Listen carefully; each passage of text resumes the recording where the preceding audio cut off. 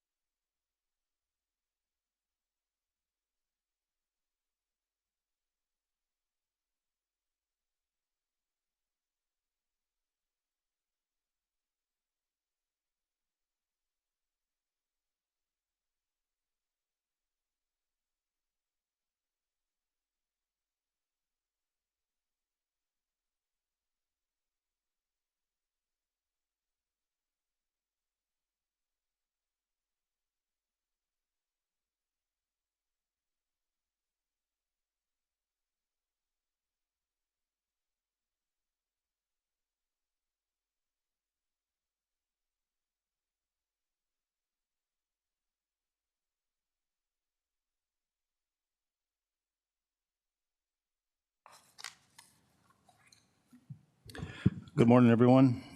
Today is Tuesday, September 16th, 2025. It's 9 a.m. We're going to have a Board of Commissioners regular board meeting. Present today are all commissioners as well as our auditor, treasurer, and county coordinator. At this time, I'd like to stand for Pledge of Allegiance, please.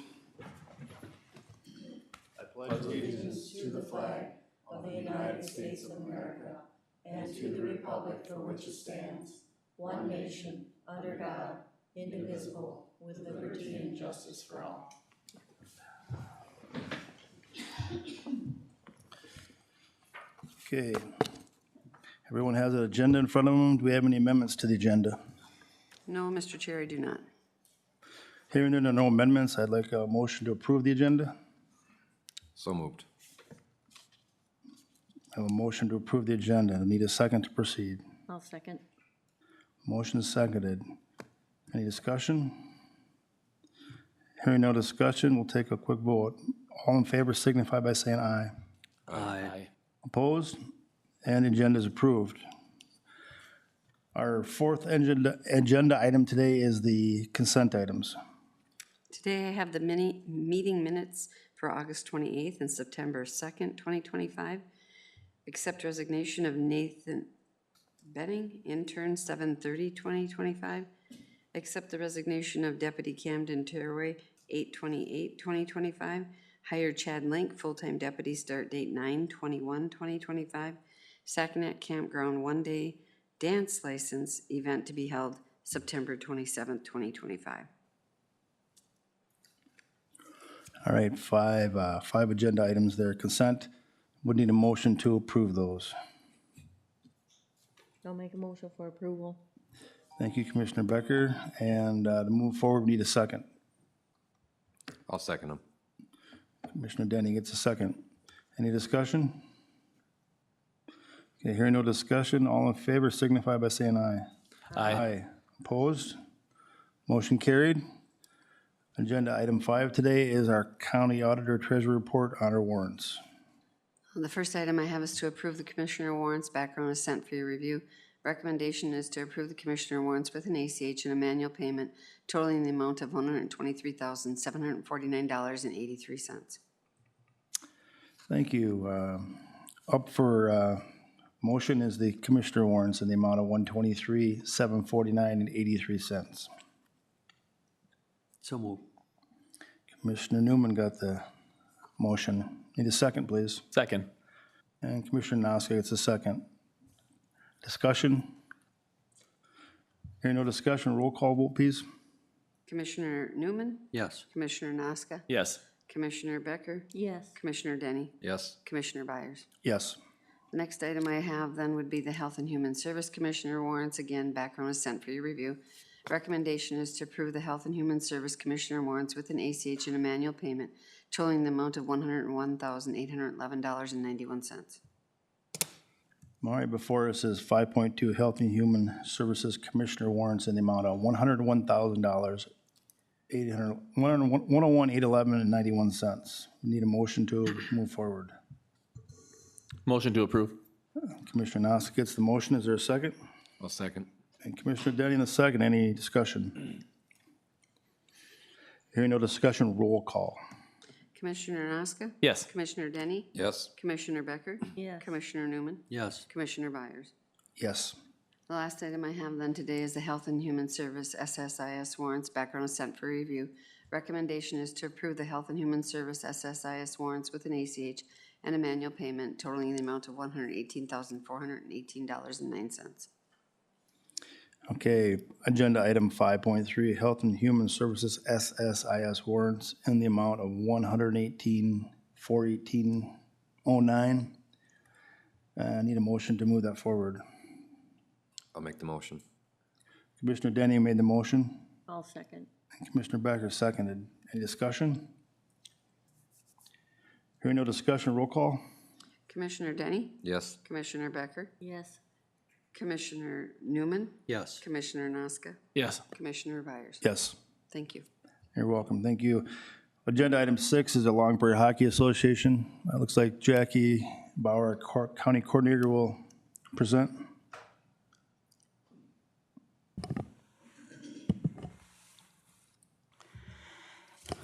Yes, so Commissioners, the Long Prairie Hockey Association has expressed an interest in reaffirming their lease agreement with Todd County for the use of the Expo Building for the 25-26 hockey season. The prior lease agreement included language that the rent may be redetermined to include annual incremental increases. Todd County has implemented a 2% annual increase to their lease agreement, which we have done also for Region 5, Hands of Hope, and for the Long Prairie Hockey Association. The Finance Committee recommends to continue this annual increase for the Long Prairie Hockey Association leases agreement. So your options are to reaffirm the LPHA lease agreement with the presented terms and conditions, or to not reaffirm it. And they start out with an initial payment of $4,500.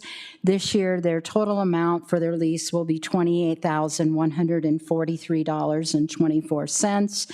So they split that up, rent each month at the first of the month. If their utilities go over that amount, they also pay that amount. So anytime their utilities go over and above it, they cover that. So just looking for the board to take action on reaffirming the agreement. Thank you. So before us is to either reaffirm the Long Prairie Hockey Association lease agreement with the presented terms and conditions, or do not reaffirm. Need a motion to move either way. I'll motion to reaffirm. Motion made by Commissioner Nosk at affirm, reaffirm. Yes. Thank you. To proceed, we would need a second. I'll second. Seconded by Commissioner Denny. Discussion? Discussion, yes. I guess my question to the finance crew, are we turning out at least the same as we did in prior years with the expense of everything rising? Are we okay with a 2% increase? Are we looking at for financial reasons, or are we okay with that? That was not analyzed this year. We've done that in the past. Okay. But that takes analyzing, gathering the data, and seeing if we need to do an increase. It's set by resolution now that we do just a 2%. But Okay. it's something And that will finance. be this year and next year with the 2%, and then the following year, then we could When we, reanalyze and when go we forward. renegotiate the contract after the contract terms, then we would look at that. Thank you. Okay. Any further discussion? Hearing no further discussion, I'll call for a vote. All those in favor of reaffirming signify by saying aye. Aye. Aye. Opposed? Passed. Agenda item 7 today is our MIS team and their MIS specialist position.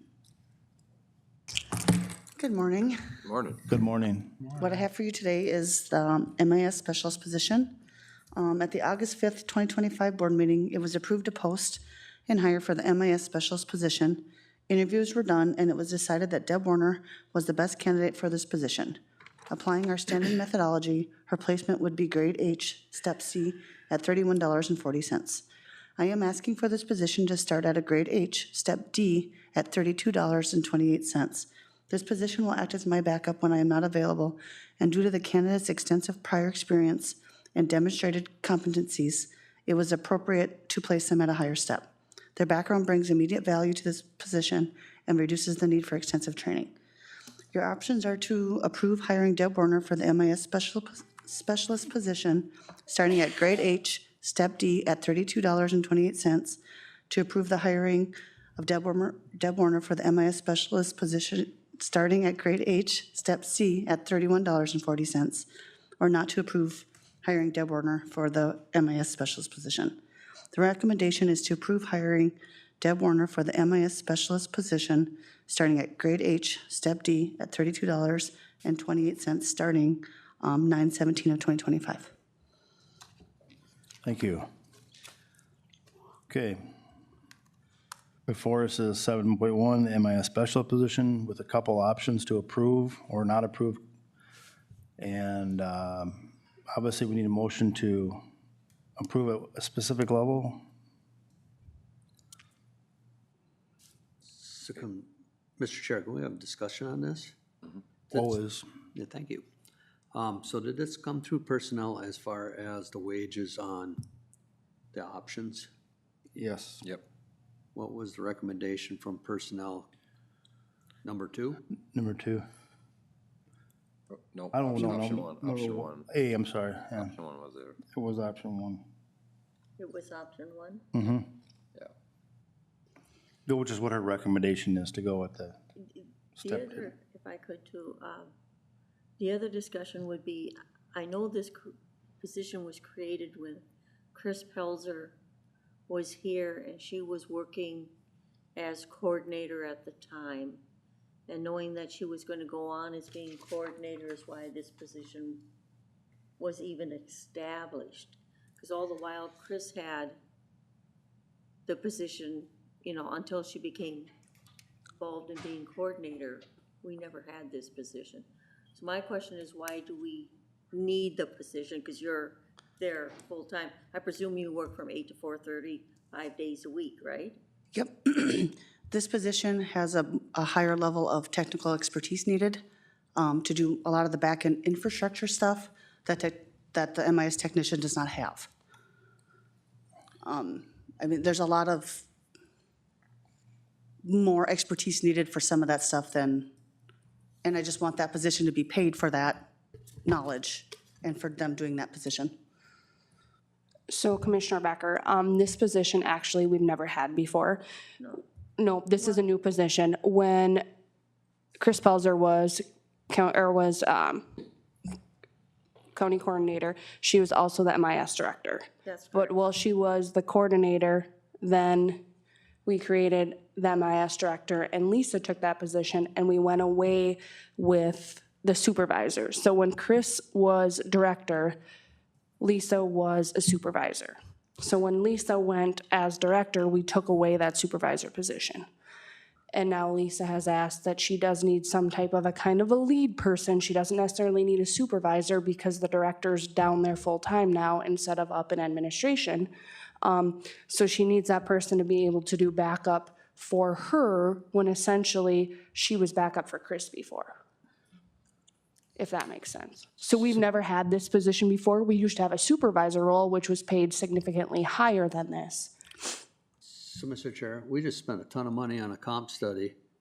What Gallagher come back at? Was it 3140 or the 3228? Gallagher came back at a grade H. They do not place individuals on the scale, they come with grade designations. Okay, So this is no, I'll give an example, it's kind of like GIS. We have a technician and a specialist. So the technician and specialist in GIS is on the same grade as the technician and specialist in MIS. Mr. Chair, if I may, there's no denying that our technology needs are growing every day, and the amount of work put into this, and I know that we, it's from what Lisa has shown us repeatedly, it's definitely a need, and for the experience that it takes for that one, it's, yeah, I guess, when personnel was going through it dollar for dollar, it was the separation there, but it wasn't a significant amount, and being she had it budgeted, it was budgeted already in her plans, so we, I guess we recommended, we went with the option 1 recommendation, but. And the option 1 recommendation was within what was budgeted for 2026, 2025 and 2026. And that was at 3140? The 3228, That's what was budgeted for 26. 25 and 26. Mr. Chair, if I may.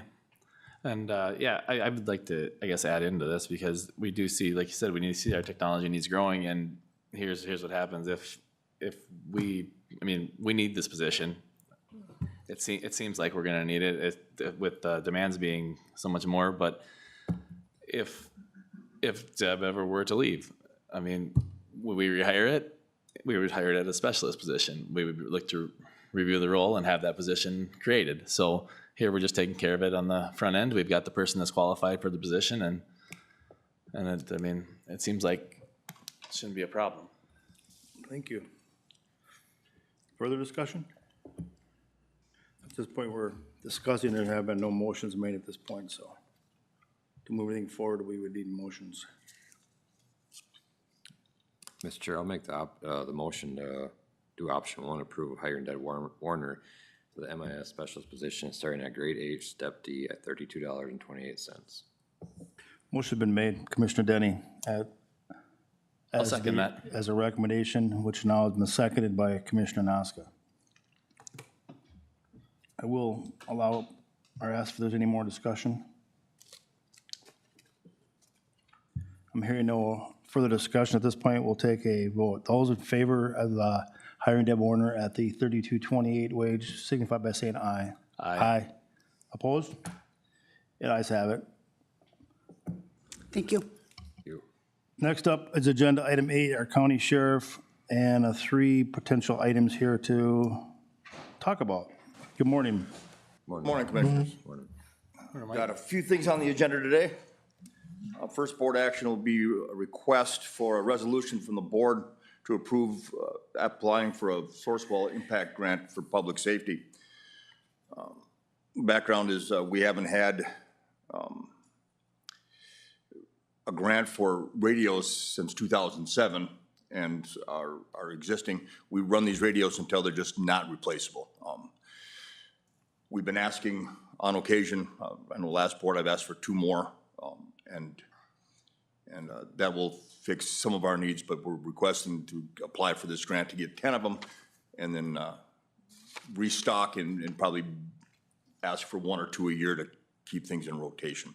So attached as you'll see the resolution requesting for those 2 portable radios and the grant fund of $50,000. Public safety grant through Sourcewell. There's a public safety one just for law enforcement and fire. So that's what we're requesting right now for the approval of that resolution to be approved by the board. Okay. Sheriff's asking for request that we support the resolution for the Sourcewell grant. We need a motion to approve that. I'll motion to approve the request for a resolution for Sourcewell grant. Commissioner Nas has got the motion. I'd certainly like to make a second myself because I think it'd be great and we need that funding. I'll take that privilege away from you. I'll second it. You got it, okay. You can take it then. That was a good one to take too. So Commissioner Becker's gonna take the second. I had my head down, she was already talking. So we got a motion and a second. Let's take a quick, any discussion? Didn't think so. Okay, let's take a quick vote. Those in favor signify by saying an aye. Aye. Aye. Opposed?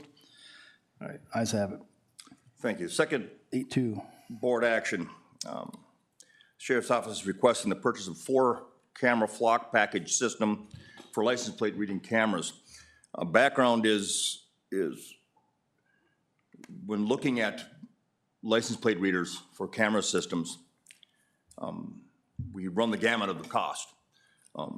One that we were looking at was the Motorola one for each squad, and that would be tens of thousands of dollars, we found. We've been talking to the flock system representatives, and they can put in 4 cameras at our direction of our location. And these license plate cameras can show us where suspect vehicles are throughout our county. As you probably have heard or have seen on our Facebook page and things, we have found, and we've been attacking drugs in our county aggressively in the last couple of years. Recently, we found 140 grams of meth in one stop. Oftentimes, we know what those suspect vehicles are, but we're not there when they're coming into our county. With this camera system, we can see where they're at and intercept them as they come in.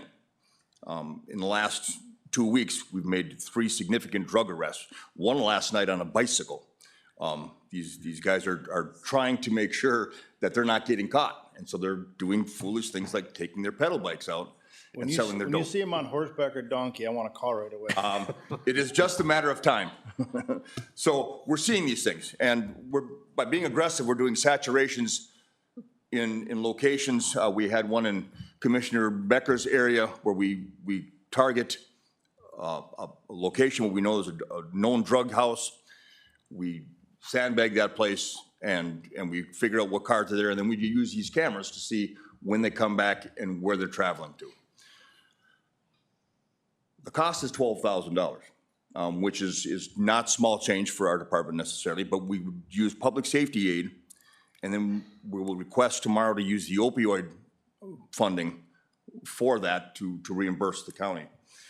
Not only is it good for our drug activity, but we're finding Alzheimer's patients more often than not getting in cars and driving off and getting lost.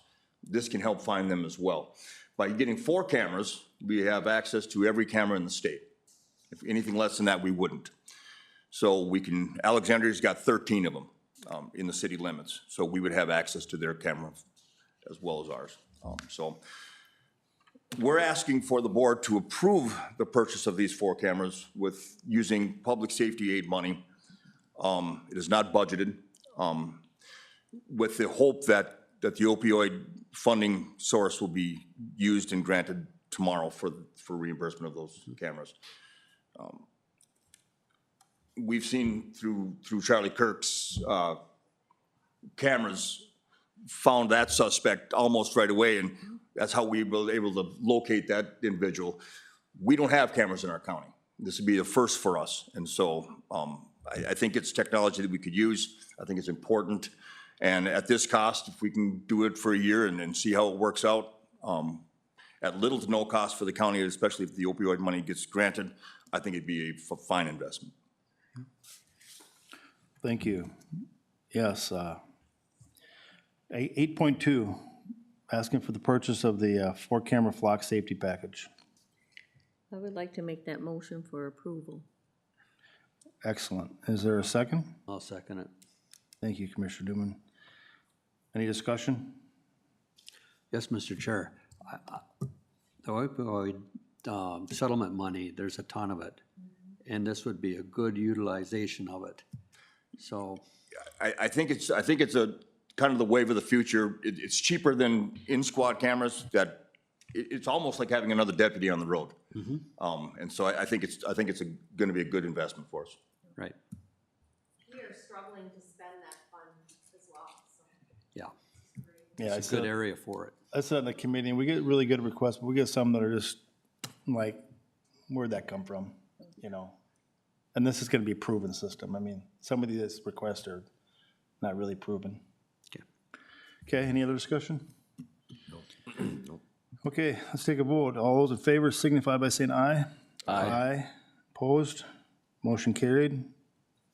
The last board action is the Sheriff's Office is requesting the purchase of 5 radar systems through Stalker for a cost of $12,884.50, and that'll be paid for through our forfeiture funds. Our forfeiture fund is anytime we make an arrest and forfeit that vehicle, we split that with the state and the county attorney's office, or the county attorney's office, and we get a portion of that. That's a rolling fund, and we've got like 38,000 in there right now, and we have only certain things we can purchase on that. One thing is the radars that we can do that. And we made a deal with them. We're buying 5 for the price of 4. So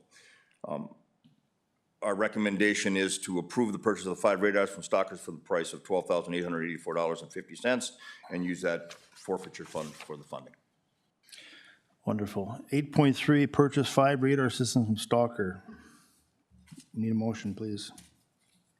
I'll make that motion to approve. Thank you. Commissioner Denny with the motion. Everybody go second it? I gotta second that. Commissioner Noska got the second. Discussion?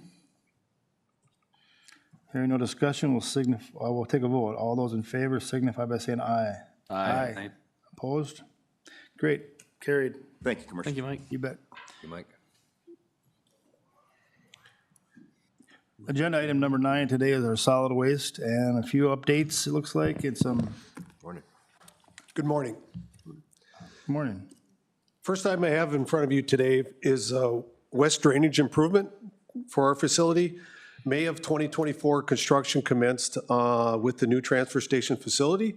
The access road to the west compost site was regraded to enhance safety, and the use of existing materials for fill to the new transfer station. The stormwater runoff from this area flows into our loading dock at our recycle facility and has no drainage system in place. December 2024, Stantec submitted a bid of $30,925 for a design and cost of the drainage improvement. The new facility is now 95% complete, and we reassessed the design with diversified foundations and made a cost savings adjustment, and a bid of $20,607 was submitted. This improvement has been discussed on our committee level. So our options are to award the bid for diversified foundations in the amount of $20,607. And this is a budgeted item. Okay. So we have a request for the west drainage improvement with a cost improvement of almost $10,000. Need a motion to approve that. I'll make the motion to award the bid to Diversified Foundations for $20,607.00. Motion by Commissioner Denny. Anybody want to second that? I'll second. Randy, you take it. Randy's got it? Randy's got it. Randy's going to second that. Yep. Did I hear that? Yeah, I heard it right. Thank you. Okay, Randy, you got the second. Any discussion? Hearing no discussion, all in favor signify by saying aye. Aye. Aye. Opposed? Motion carried.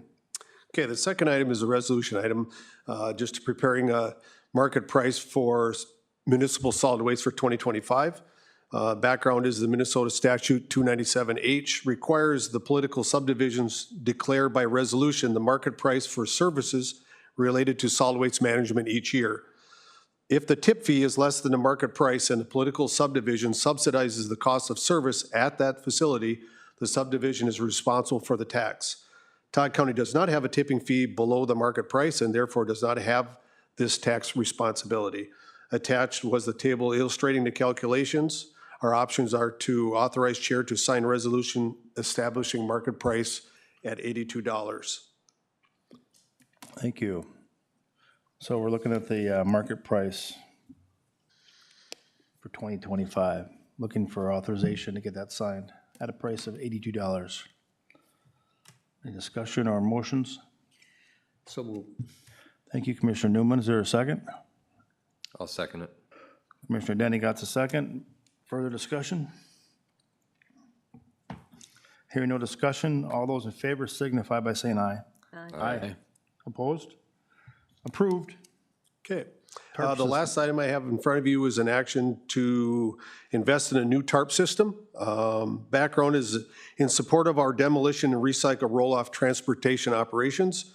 A tarp securement system is required to meeting DOT requirements along with enhancing driver safety. This system will be installed on our 2021 hook truck now that we are processing MSW with our walking floor trailers. We received 2 bids. These bids were verbal. Just because of the cost of mounting to the semis, it's hard to put an actual number on it until they see the unit itself. But Olympic Truck of Fargo bid was roughly $14,500, and Minnesota Tarp and Liner of Waite Park bid was $8,000. Both bids were estimates due to modification costs required during installation. The options is to award the bid to Minnesota Tarp and Liner for the bid amount of $8,000. And again, this is a budgeted item. Very good. Our TARP system is now up for discussion or motion. A motion to approve, to award the bid to Minnesota Tarp and Liner for $8,000. Okay, we got a motion. I'll second. Thank you, Commissioner Becker, in the second. Any further discussion? Yes, Mr. Chair. Mike, wasn't this included when we bought the trailers? This is for our older hook truck. Older So one. yeah, the tarp systems on the new trailers are already mounted, but yeah, this would be the most recent truck that the transfer station purchased. That truck did not come with the tarp system. So as we prepare for our upcoming auction to get rid of our other 2 roll-offs, we just need another tarp system for that unit to do the demolition hauling and that kind of stuff. Okay. All right, thank you. Further discussion? Hearing no further discussion, we'll take a vote. Those in favor signify by saying aye. Aye. Opposed? It carries. Thank you, Mike. Thank you. Mike, when's your auction again? We anticipate November. We're working on that right as we are. And we started tipping on the tipping floor last week with MSW, so that's been very successful. So the trucks are working out really well and the trailers as well. I calculate roughly about a $54,000 labor savings in our trucking with that new unit. Wow. So we're saving roughly an 8-hour day of trucking every week with the new savings from that trucking hauling. So, thank you. Thank you.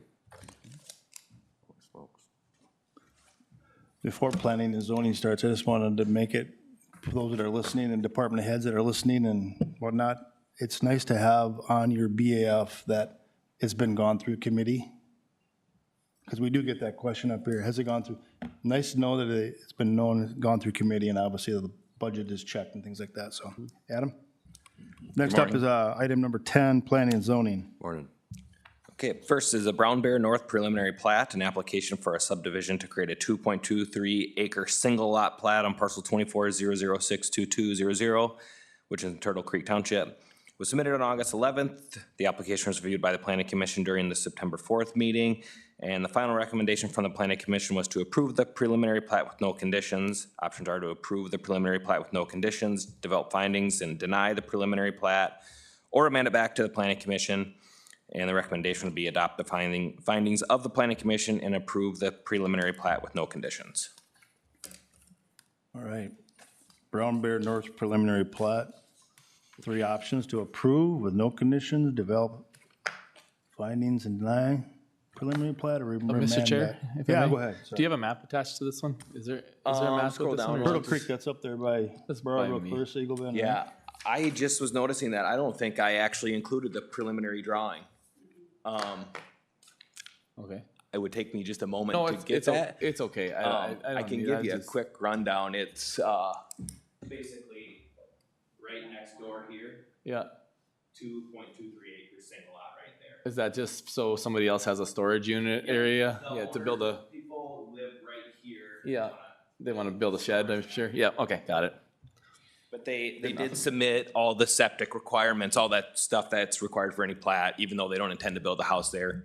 We Perfect. followed the same procedures. Sounds good.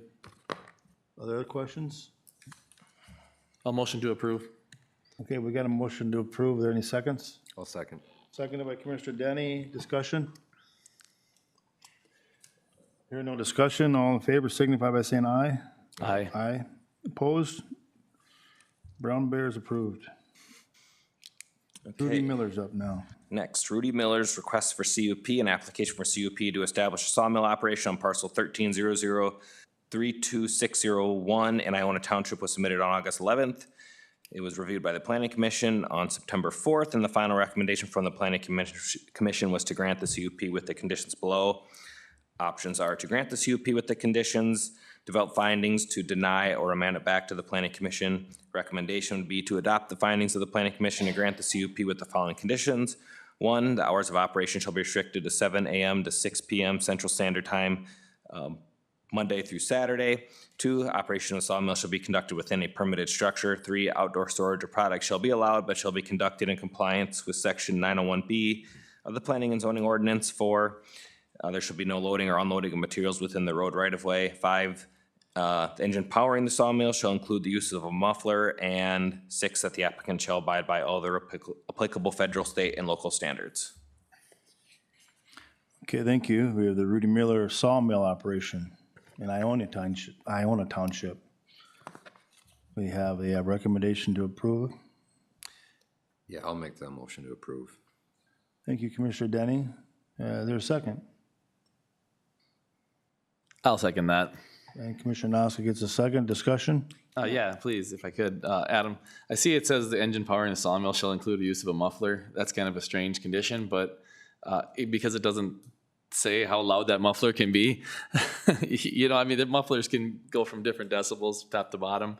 It's kind of one of those things where you look at it, we maybe should look at maybe being a little more specific. About the type of muffler? Yeah, or the output of noise that it could have. You know, that's what I'm looking at, because if we're looking to limit the noise for neighboring property owners, as most likely, by saying adding a muffler doesn't really put anything on that noise reduction. It reduces the noise compared to not having one at all, and that's what we've had Potentially. on past sawmills. Right. But I hear what you're saying. I think we'd have to figure out how we quantify that in a way that we can then. Just to make it a little more specific to what it actually is doing. I understand a muffler makes it quieter, but I mean, some mufflers make it a lot quieter and some don't do a Sure. lot. So just a recommendation. Sure. And it would maybe, so there's no dispute further down the line, like, oh, they didn't put the right muffler on. Yeah, It should've been a- exactly. It's some Could've been kind a of, G7422. some kind of, there's gotta be like on mufflers, there's gotta be some kind of rating, government rating or something Yep. on how loud they can be. By noise, Decibel rating, yeah. noise rating. But other than that, no, I'm good with this. I guess, I've got, go ahead. oh, go ahead. Oh, I was just gonna comment on that too. I know most of these engines are put inside the building with them too, so they're trying to get as quiet as possible for Right. themselves. They're working in there as well. Right. But I mean, when we approve sawmills, I think the P&Z board does a good job because there's nobody showing up to the sawmill meetings about this to Right. neighbors saying, I don't want it, or it's gonna be too loud. So they put that in there to protect them, even though they're, It's confined within the building, right? it's in. Right. inside Well, the I'm just building. looking for the actual protection. Oh, yeah. You know, if Well, it's, like I said, it's, but, they do, Ken, Yeah. I'll give that to Ken too. That's kind of his bread and butter. He wants to make sure, him and Roger want to make sure if it's going through the roof and going out or going through the side, they've even had some of them move the exhaust so it's going to the opposite side of a neighboring property, anything. So it's not taken lightly, but again, Right. if we want something more specific, we can look at that too. it's just a suggestion Yeah. as to like Yep. just a certification on the muffler itself, not necessarily you can grab a muffler off of something out back and slap on there. Like a Hill Brother coffee can or something? Potentially could be a muffler. Sorry, go ahead, you had something. Yeah, Yeah, go I ahead. have a question on, it says compliance with section 9.01B of Todd County Planning. What is that? It's exterior storage. Okay, Just talks about neat and orderly, screened, that sort of stuff, or place it behind the building. It's just some basic stuff like that. okay. Just so, once again, Mr. Chair, we are voting on something that we do not have the background information on. All we have is the information provided to us in front of us. All the notes from the planning commission should be with these documentations, okay? So when we can review them and make a proper decision on it. And I'm assuming this is an Amish family that's doing this. And the other question for me is who the hell is gonna enforce this? You can put all the damn conditions on you want, and if there's no enforcement, what the hell's the sense? So I'm voting on something going, okay, I'm thinking that we're gonna get some, you know, if they violate it or whatever, it never happens. So I'm just telling you guys. I've seen this shit for the last 3-4 years. So, Who enforced it the previous years? nobody. Was there ever Well, enforcement? if there was a violation, we reported it, the zoning administrator would take care of it and let me know. Okay? So, I think that we were sent all the background information on these from Sue. Like the whole notes and everything on all of these. It should be in the I mean, I board- it should understand it's be in not the here, board but we were packet. given this information, Randy. It's all there it should in an be email. in the board packet. Okay, fair enough. All the other commissioners from other counties, when you ask them that question, all that information is in their board packet, because you are making a decision as a commissioner on people's lives. And it's our responsibility to read those planning commission minutes as well. So- The planning and zoning boards are public just too. saying. meetings. It's a public meeting. Okay, good discussion. We do have a Yeah. motion and a second. Any other discussion?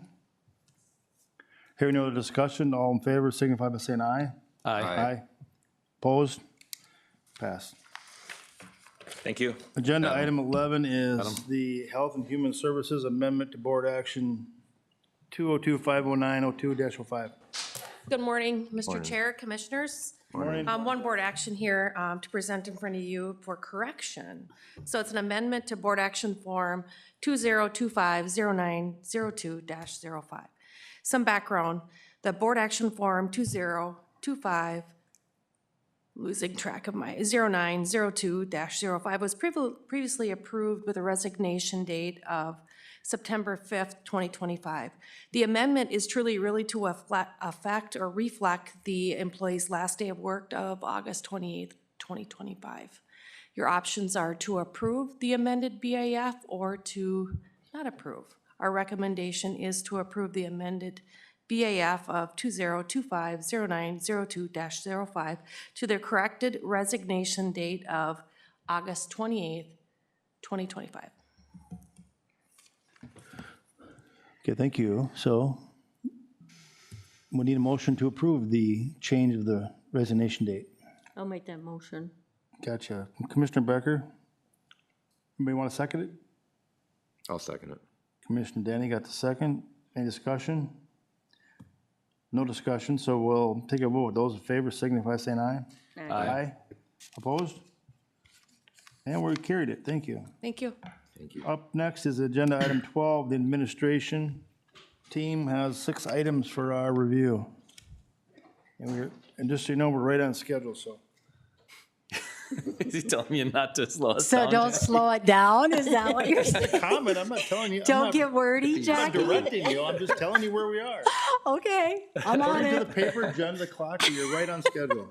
All right. So the Todd County negotiations team recently met with Law Enforcement Labor Services Incorporated, LELS, records coordinators, administrative specialists, and we successfully reached a tentative agreement. Key highlights of the agreement include the cost of the Minnesota paid family and medical leave premiums will be shared equally between the employer and the employees, with the employee portion deducted through payroll. Employer contributions for dependent coverage will continue to increase in line with previous trends. In 2025, single insurance will remain fully covered for employees, but starting in 2026 and 2027, employees who choose the high-cost single plan will contribute $25 per month. A new 11-step salary schedule will take effect on the first full pay period in January 2025, with employees placed on the step in their grade that provides an increase plus one additional step. Cost of living adjustments are set as follows: 2.5% in 2025, 3.5% in 2026, and 3% in 2027, and a cap on sick severance will be implemented for employees hired on or after January 1st, 2025. Our options are to adopt the tentative agreement with LELS records coordinators, administrative specialists, or to not adopt the tentative agreement. Thank you. We have the 2025-2027 LELS records coordinators, administrative specialists. That's a 3-person unit, correct? Four. Sorry, 4-person. Came in late. Any discussion or motions to move it forward?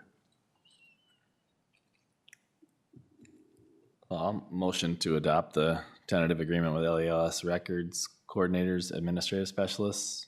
Very good. Very good. We have a motion. I'll second it. And we have a second. Commissioner Noska got the motion and Commissioner Denny got the second. Then discussion? Yeah, if I could, we do appreciate the cooperation of LELS records coordinators and administrative, so it's nice to see we get a deal done here and keep moving forward. I don't think we have too many left. We're getting close. Yes, thank them. That was wonderful to have this one come to a close. Yes, glad to see Further that. discussion? And any further discussion, we'll take a vote. Those in favor signify by saying aye. Aye. Aye. Opposed? Okay, motion has been carried. 12-2, Sourcewell. Okay, so the Sourcewell Community Impact Grant application is nearing completion and will be ready to be submitted.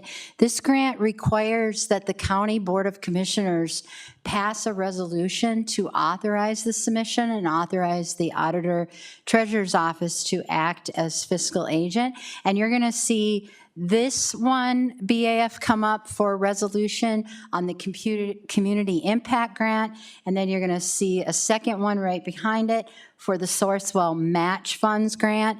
This year's Sourcewell, along with creating a grant portal, has put deadlines on both of these grants, and I think that's why you saw Sheriff Allen come before as well. The deadline is September 24th on both grant applications, and we need supportive resolutions from the Commissioners Board to go along with the grant application.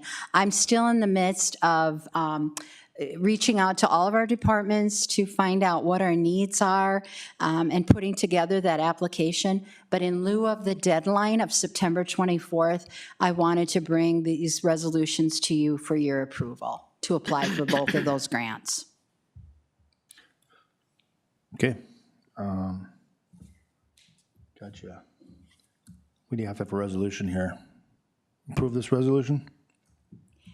Yeah, do you want, okay, so the grant or the resolution basically says a resolution establishing support for seeking funding from Sourcewell for the Community Impact Grant. Sourcewell is providing community impact grant funds for cities and counties in Region 5, and now therefore be it resolved that Todd County Board of Commissioners approves the Sourcewell Community Impact Grant funding application submitted by Todd County Administration, and be it further resolved that Todd County Board of Commissioners fully supports Todd County Administration in submitting a community impact grant funding application to Sourcewell to request financial support in the amount of $50,000 for county projects. Okay. And this is a lottery system, so there's no guarantee that we would be awarded the grant, but at least we have the opportunity to apply. Okay, well, we need a motion to authorize to submit. Mr. Chair, if I could ask a question first. Jackie, what's your intention for the use of this grant? Do you have an idea of which?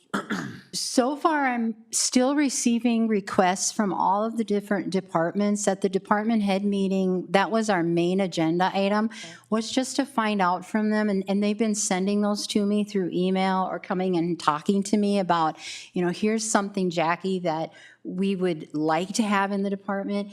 It's not necessarily a budgeted item. Yeah, so I'm gathering that across all departments, and then I'll put that list together to match under that $50,000 for this particular grant. Okay, I'll make that motion for approval. Thank you very much, Commissioner Becker. Is there a second?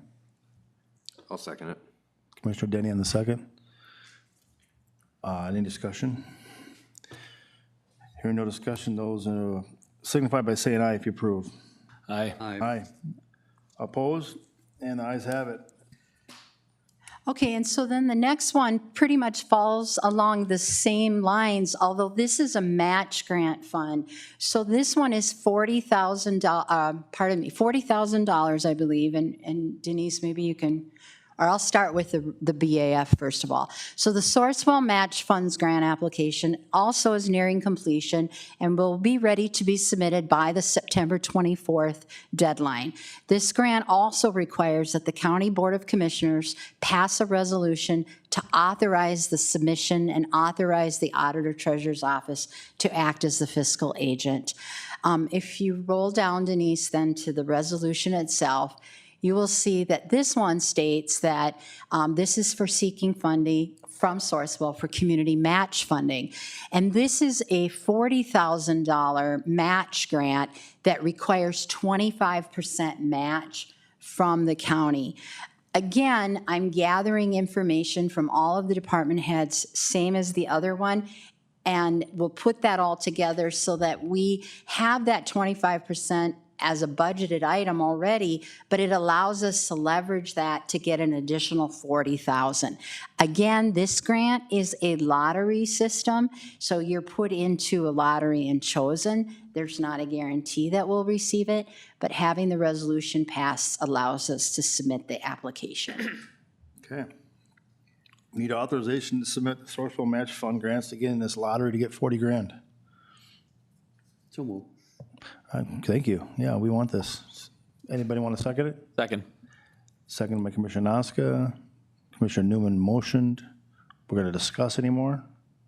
Mr. Chair? Yes, sir. So could we use this for mitigation? So if the park board wanted to mitigate an acre of land out there, because we'd have to buy wetland credit, could that be used for that? And to install pickleball courts, possibly? I believe it could. So after the meeting, maybe Commissioner Newman, let's you and I get that list, because certainly commissioners can also submit projects or items that they think should be included. Okay. Again, it can't hurt to try. Okay, thank you. Yeah. So we have a motion, we have a second. Discussion more? Okay, here no further discussion. Let's take a vote. Those in favor signify by saying aye. Aye. Aye. Opposed? Ayes have it, carried. 12.4, compensation bank Okay, payout. so today I'm asking the commissioners to take action to authorize a compensation payout for an employee. I believe this step is necessary because our payroll and benefits position has been vacant for an extended period, and this has required our administration staff to work additional hours to ensure that our payroll is processed on time, which is really an essential function of county operations. It requires a deadline, and it needs to be completed timely every other week. This action addresses an immediate need while we prepare to take another or next step of filling our payroll and benefits position, which the board will see come before them at our next meeting. So looking at our BAF today, sorry, I put my glasses on. We are requesting that employee number 951's accumulated comp time be paid out upon approval of the county coordinator until our department is fully staffed. During this period, employee number 951 may still have the opportunity to use some of this comp time or potentially accrue additional hours, depending on our office needs. This request is being made on a temporary basis until full staffing levels are restored. And this falls under Personnel Policy Section 502, which states that exempt employees are not eligible for overtime under the Fair Labor Standards Act. The county's policy is that exempt employees who work beyond their normal schedule may take comp time off on a one-to-one basis, provided that their responsibilities are met with their supervisor's approval. Exempt employees are not entitled to severance or payout for unused comp time. However, exceptions to this policy may be granted if submitted in writing and approved by the county board.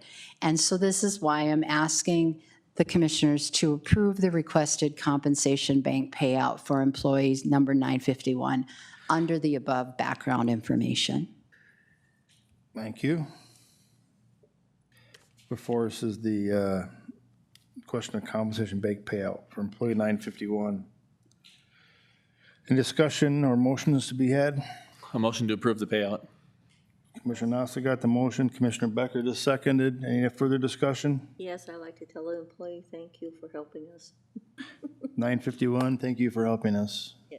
Yeah. Amazing job. All right, further discussion? Hearing none, I'll take a vote. Those in favor signify by saying aye. Aye. Aye. Opposed? Motion carried. 12.5, medical, paid family medical leave. Do you want to take this one? Memorandum of understanding, that's it, right? MOA, memorandum of agreement? Agreement. Okay, so this board action item we have is MOA for paid family medical leave. Background on this is since the county is evaluating an alternative private option for paid family medical leave, which provides premium cost savings for both employees and the employer, the county is considering MetLife as the provider. MetLife's premium rate for 2026 is 0.79% compared to the state of Minnesota, who is at 0.88%. In addition to the reduced cost, the county anticipates benefits such as faster processing, improving responsiveness, and enhanced customer service. Attached are the MOAs to clarify the clause in the contracts that outlines a 50-50 split of the PFML premium to include an alternatives private plan. Option 1 would be to approve the MOAs regarding PFML for the corresponding bargaining agreements, or option 2, do not approve. The recommendation is to approve the MOAs regarding PFML for the corresponding bargaining agreements. 2 of them are signed. The third one we have not gotten signed from LELS Jailer Dispatcher yet. We are waiting on that. They said they will sign it. We just haven't received. They said early this week. Okay. So And we those have- are attached below if Denise wants to scroll. Yeah. Okay. So we've got a cost savings is what it boils down to, right? And potentially faster processing, quicker response times, better customer service, cookies and cream, whatever, right? So this board action is just to approve the verbiage. If we were to go private, that it's still a 50-50 split, and then my next board action will be to decide on state versus private MetLife. Yeah. So this is the verbiage. in the union contracts. In the The union Contracts. contracts. Yep. Does everybody understand that? 'Cause I just now understood it. Because we can approve this and still choose to go state if you want in discussion. It's like, yeah, I got you. We're getting the horse and cart figured out. Together. order. You. Okay, I got it figured out, I guess. Everybody else got questions? I'm good. No, everybody's good? I will need a motion to approve the MOA regarding paid family medical leave. I'll make the motion for option 1.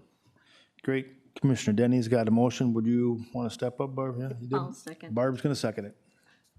Okay, any further discussion? Okay, hearing none, we'll take a quick vote. Those in favor signify by saying aye. Aye. Aye. Opposed? Ayes carried it.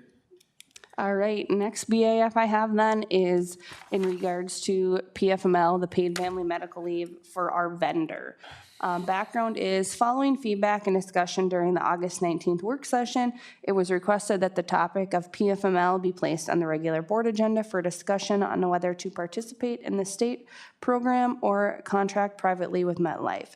The Personnel Committee recommends selecting MetLife as the PFML vendor. The committee believes this option not only provides cost savings for both employees and the employer, but also offers the potential for improved customer service and quicker claims processing.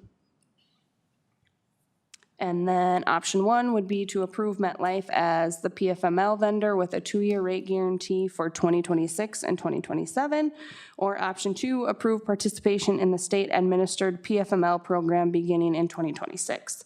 Recommendation would be to approve MetLife as the PFML vendor with a 2-year rate guarantee for 2026 and 2027. Okay, there we go. Got an option to approve MetLife for a 2-year guarantee with that little nice reduction. For paid family. Mr. Chair, Yeah, I'll move it. you moving? Yeah. He's moving. Randy's motioning. There's a second? Second. I'll take it second. Lou's got this, Commissioner Nelson's got the second. Try not to use for, Option 1, right? yeah, that's. Option 1. Yep, option room, approve MetLife. And Mr. State, Chair, the state program's up. up at AMC, it was interesting to have conversation with other commissioners.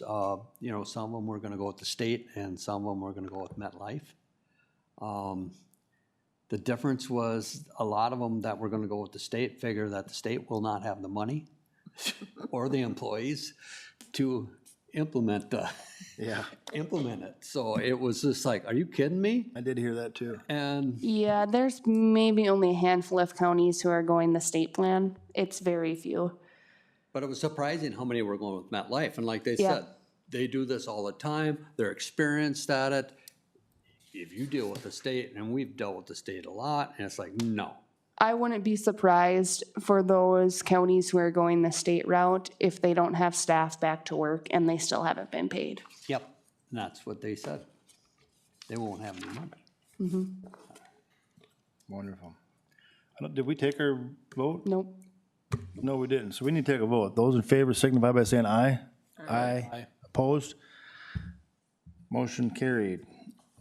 Thank you. Thanks, administration. Our standing reports are up now. County Auditor Treasurer. Thank you, Mr. Chair. I just wanted everyone to know that the fall elections are upon us. That would involve Wadena Deer Creek special election and Upsalas special election. Those are school elections. And that absentee voting does open on September 19th. Some of the things I attended is I have several committee meetings for my divisions I'm involved in with MACO, McCatfo, and Planning Commission, or planning for those events.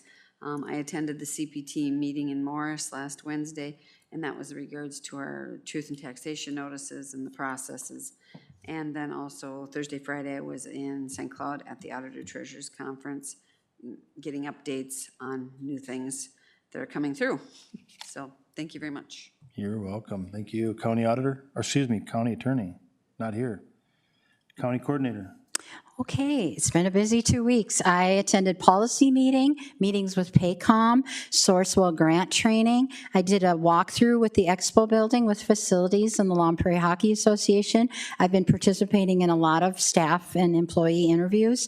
I also attended reasonable suspicion training, personnel meeting, a grievance meeting, department head meeting, and also attended the policy conference in Alexandria for AMC, and finally attended a Rural Voices mental health town hall last night in Wadena. Thank you. You're welcome. Thank you. County Commissioners report. Commissioner Noska, what do you know? Yes. Things to note, I guess Development Corporation, we have a new position posted for our director there, Todd County Development Corp. I guess if anyone can, share it. It's on our Facebook page, website, LinkedIn, Indeed. It's all over the place, but try and get it out there. Looking for some good candidates. I think we've got a couple already that have put in some applications. Community Corrections, we had Mike from Otter Tail County attended our last meeting and kind of presented along with Kathy Langer, presented I'm going to say a framework for a potential merger. Just still in the preliminary talks right now. Nothing set in stone. We're just chatting with Otter Tail County. They have quite a few things to offer that will soon be mandates for our community corrections. So, and I think we have some things to offer them that they don't currently have for services. Fair Board, we set the dates for the last weekend in June again. Mm-hmm. So that's where it'll be. I think they're also going to add a street dance to the whole thing. So hopefully gain some people there. Yeah, it's looking good. Perfect. That's it. Commissioner Denny? Nothing new besides we're just trying to stay ahead of the cannabis on the planning and zoning side of things. So just all hands on deck for involvement and whatnot going forward with that from the P&Z board and this board.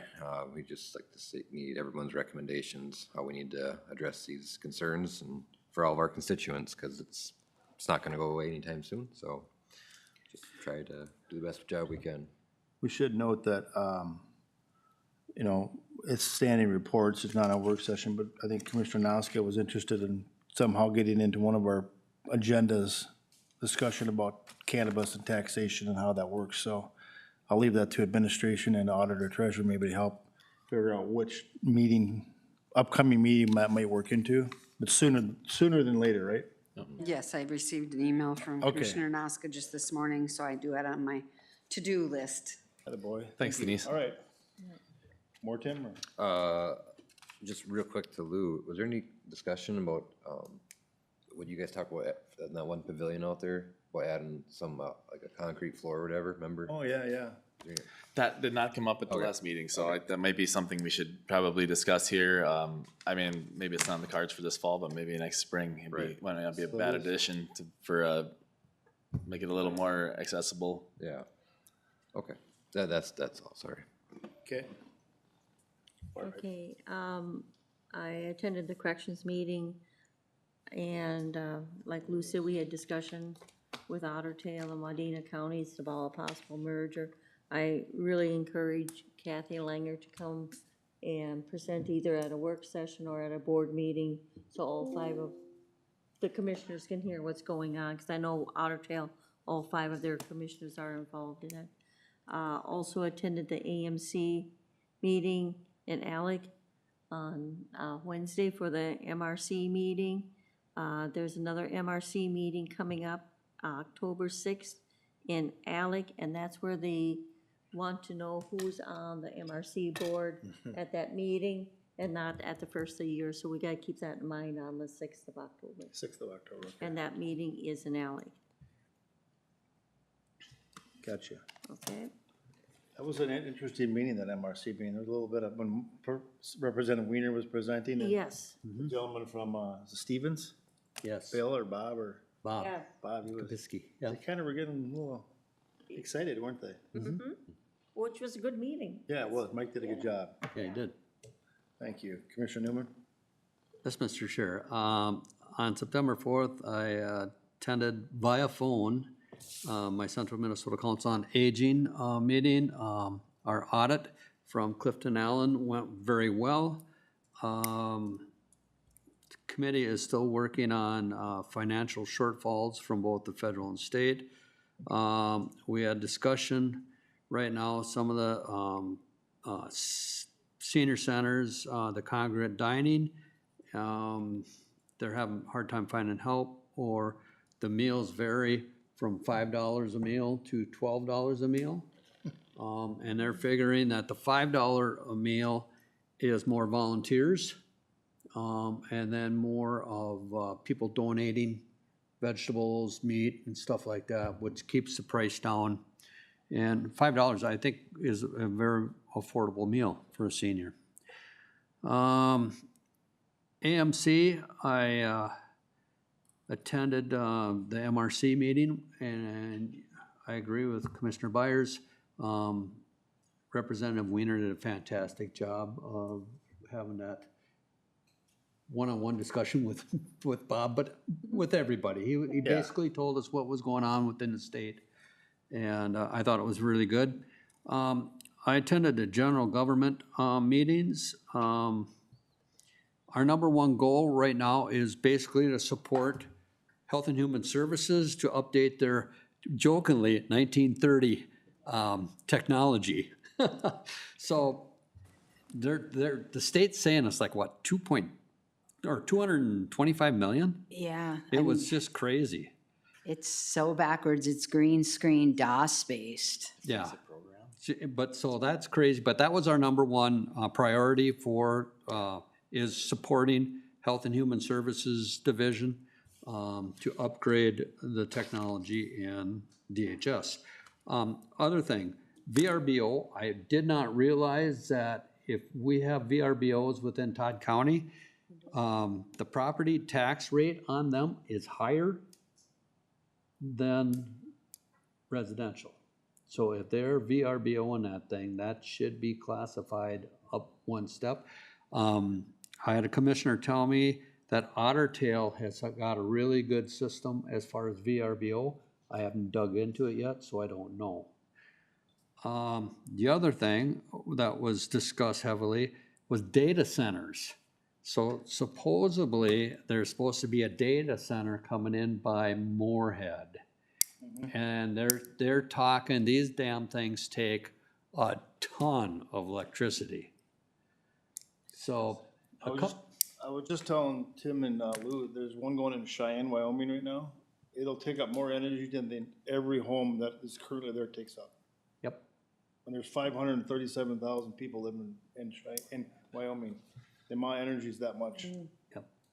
So, They said that between, you can see your individual utility rates go by 25 to 40% if you put a data center in your area.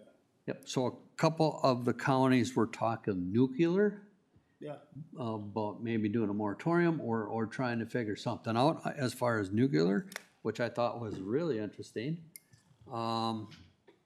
Otherwise, I learned a lot. When you start talking to other commissioners, I mean, you find out.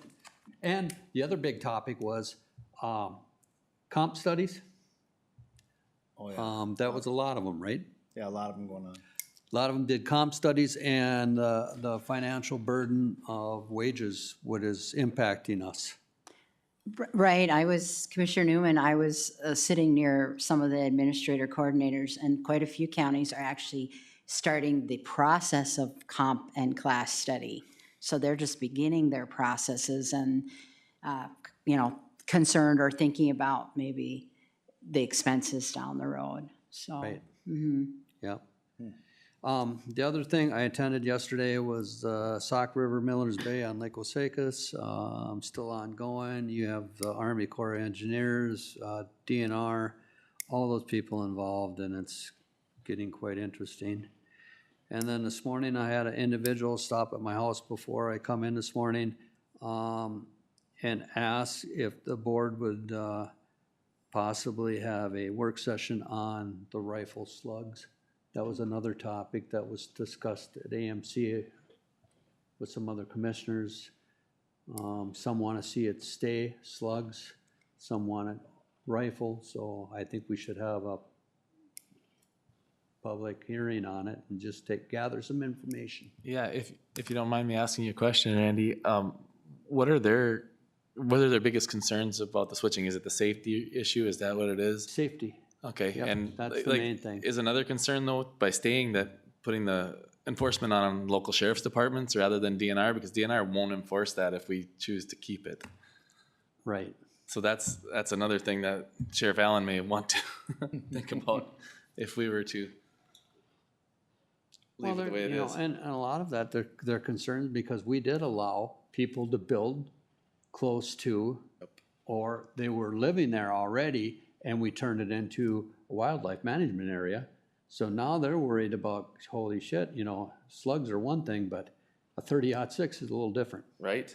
I know, I got slug holes in my shed out in Bruce Township. Mm-hmm. And Bruce Township, of course, on the south side is not, Right. it's not rifle, but a slug made it to that garage door, so. Okay, all right, that's all I have. And that's surrounded by 208 acres. Mm-hmm. So maybe the person wasn't on the right land. That's what it boiled down to. Right. Illegals is Yeah, illegal. Mr. Chair, if I could add that, I also attended the planning and zoning meeting on the cannabis building, that discussion within Moran Township, and the neighborhood there have very upset about maybe that building might be coming in, and so just wanted to make you aware of that too. Pardon? Is it the Bartlett one? No, this is the Moran Township Oh, one. Moran. Thank you. Good. I attended most of the same meetings a lot of you folks did, especially policy. The thing I took from policy was this, is that you can't believe the number of counties, rural counties that are coming in at 14% levies, or 16 and 12s and 10s and double figures. And I think maybe three or four I heard were where we were. So congratulations to Todd County for that. The other thing is, hey, the parking lot's done. I see. Looks good, doesn't it? Yeah. Now, if we could just get our wall and the powder coating of the rails up, which is taking way too long for those that were involved in it, Absolutely. we should get that taken care of. Whatever we need to do to get the contractor to get that taken care of. I'm specifically bringing this up because it should have been done a long time ago. Should be done. Yeah, Yeah, okay. yeah. That's all I got, too. Anybody else, anyone? Okay, let's take a recess or do adjourn? Motion to adjourn? Yeah, motion to adjourn, Lou. Second, anybody want to second it? I'll second. Commissioner Denny's got it. Those in favor, signify by saying aye. Aye. Aye, opposed. Here we go. Take, what do you need, 5 minutes, everybody? Yeah, that'd be good.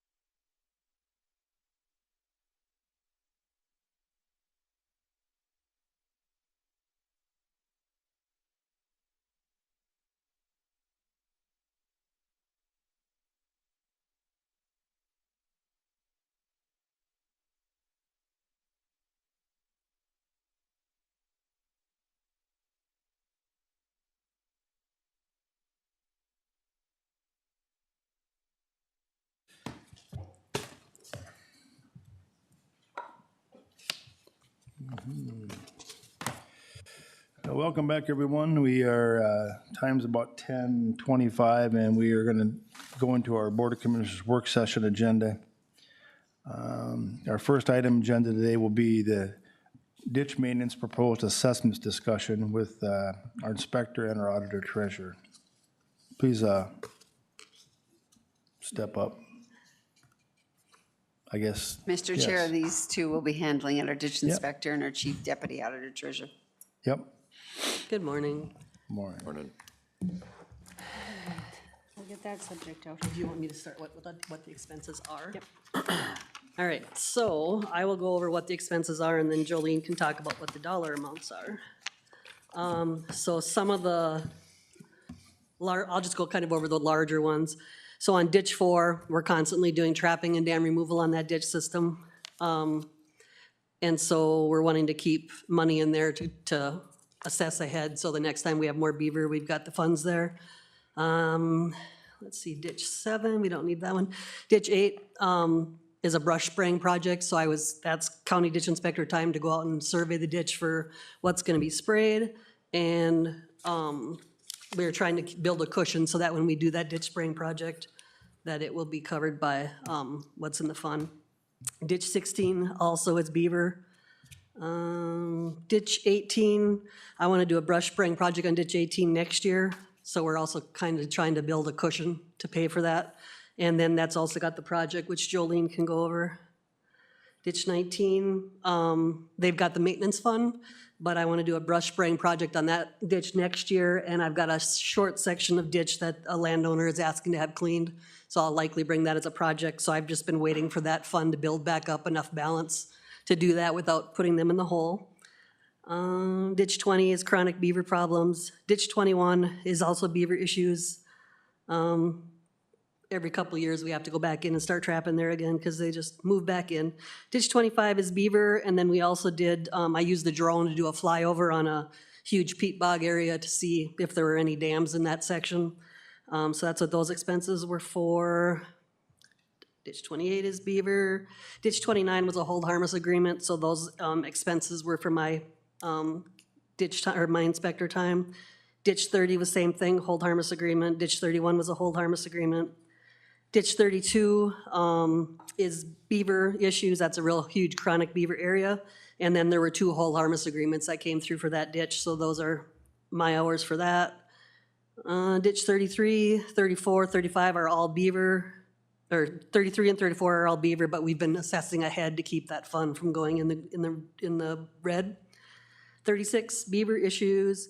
So ditch 40 was a ditch project, which Jolene will go over. Ditch 41 is also the ditch project, which we've got using fund balance on that from the Lake Chaminade outletting. I'll just quickly update you on that. All he's got left now to do is lateral 7, and when lateral 7 is complete, then that whole entire project will be done. That project will be done that we're gonna need the amphibian machine for. We will do another short section of that lateral 6 that's on the west side of County Road 7, but we're gonna use a regular excavator for that. So I will be bringing that to the board in a few months with that estimate. Ditch 42 is also the project. Jolene will go over that. 43 is beaver, 44 is beaver.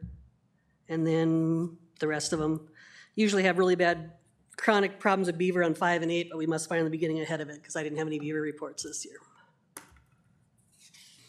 So you'll notice then, Board, that on some of those ditch numbers that Nancy was mentioning, you're not seeing them on our potential assessments list, and that is because we already had cash within the fund to cover the expenses that occurred in the last assessment cycle year. So yeah, we're keeping assessing ahead so we can not have to be behind on those. So yes, even though ditch 40 is a larger assessment dollar amount, when we test that against the resolution policy on the amount of the assessments versus the number of parcels, it falls within our parameters that we can run it as a 1-year assessment with no interest. So that's how we're planning to roll forward unless the board wants to give us any alternate direction there. Ditch 42 is the largest one right now with outstanding expenses that does not have money in their account to cover. Okay, so that is an assessment that will go for payable 2026. I provided you the listing of what those each individual assessments will be. Those are the exact pennies for each of those landowners. Our typical policy is to allow, because of the amounts for each individual parcels, is to allow a 5-year 2% interest repayment. Now, it's up to the board if they wish to direct us to bring forward an alternate resolution to change those payback terms, to extend the time, change the interest rate, or what have you. That's up to you all to decide. Mr. Chair, and at the meetings that we had with those Ditch 42 people, it was discussed the possible 10-year repayment period, because there's a couple of those landowners that have a very large amount. Yes. Okay. Also note that on the bottom, we have typed in there that landowners are provided a 60-day window to prepay the assessment to forego any interest charges. And we do have some individuals that'll do that. I think we'll have actually quite a few that are going to prepay. So if we go ahead and lengthen it out to that 5-year, 2%, that has to come in front of a board for a motion then? If I may, Mr. Chair, the 5-year 2% is our standard policy set by a resolution. So if the board wishes to deviate from that practice, that's when we would need to bring you a resolution, is to do something besides the 5-year 2%. Because you already have that resolution on file, that we follow the practice of 5%. Okay, so that would already, If we go Ditch with the 42 10-year. would already have that opportunity. Correct. Okay. But if you decide to go to the 10-year, then there would be a board action brought forward to do that, to authorize that. So and I don't remember because I was here at that meeting also. Did the people on this ditch, did they want to go with a 10-year? Correct. They did want to go with the 10-year, so we should probably bring it to a board to have that resolution. Mr. Chair, then. if you look at that spreadsheet, there are several little individuals that have quite large amounts. Yeah, Have we done that ever in the past? yeah.